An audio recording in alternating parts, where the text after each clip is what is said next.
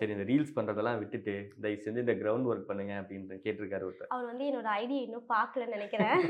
நம்மளோட ground work வந்து already ம். அதிகமா அதுல இருக்கு. இந்த 1 இயர் தான் ஆகுது. 1 இயர்லயும் இப்பதான் ஸ்டார்ட் பண்ணியிருக்காங்க. ஓகே. கரெக்ட்டா? லேடீஸால என்னால முடிஞ்ச எல்லாம் ஒரு வோட்டர் ஐடியில நேம் இதுல இருந்தும் சரி, பொங்கல் ஃபங்க்ஷனா இருந்தாலும் சரி, அந்த ஃபுட் ப்ரொவைட் பண்ற எல்லாத்துலயுமே என்னோட ஹார்ட் ஒர்க் அங்க இருக்கு. ஆக்சுவலா பார்க்கலன்னு நினைக்கிறேன் அவங்க.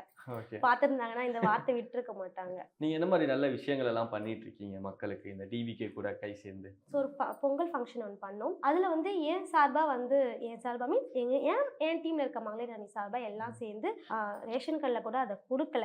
அரிசி, பருப்பு, வெல்லம், கரும்பு, ஒரு கிஃப்ட் பாக்ஸ், நெய், முந்திரி இந்த மாதிரி எல்லா ஐட்டம்ஸும் போட்டு ஒரு கிஃப்ட் பாக்ஸோட ஓகே. நாங்கள் தளபதி சார்பா அதை வந்து ப்ரொவைட் பண்ணோம். கரும்பு இது எல்லாமே சேர்த்து. ஆனால் ரேஷன் கடையில் வந்து புடவை கொடுக்குறேன்னு சொன்னாங்க, வேஷ்டி கொடுக்குறேன்னு சொன்னாங்க, கரும்பு கொடுக்குறேன்னு சொன்னாங்க, அரிசி, சக்கரை போல இது 5மே அரிசியும் சக்கரை மட்டும் தான் கொடுத்தாங்க. கரும்பு கொடுக்கல, வேஷ்டி கொடுக்கல, சேலை கொடுக்கல. ஏன்னா எங்க அம்மாக்கு ஏம்மான்னு கேட்டா எல்லாருக்குமே தானம்மா அவங்களுக்கு கவுண்டிங் பண்ணி தான்மா அனுப்பியிருப்பாங்கன்னு சொன்னதுக்கு இல்லம்மா கேட்டா இல்ல காலி ஆயிடுச்சுன்றாங்க. அதெல்லாம் இப்ப எங்க போகும்? இப்போ கவர்மெண்ட்ல இந்த ரேஷன் கடைக்கு இவ்வளவு கவுண்டிங் சொல்லி தான் வந்திருக்கோம். அப்ப அதெல்லாம் யாரு யாரு பண்றது தெரியல. நம்ம கவர்மெண்ட் மேல தப்பு சொல்றதா இல்ல அந்த ரேஷன் கடையில உட்காரவங்களை தப்பு சொல்றதான்னு தெரியல. ஸோ எங்க சார்பா எல்லாரும் சந்தோஷப்பட்டாங்க. ஒரு சின்ன விஷயம் தான் நம்ம பண்ணோம், ஆனா அதுக்கே அவ்வளோ ஒரு ஹாப்பி.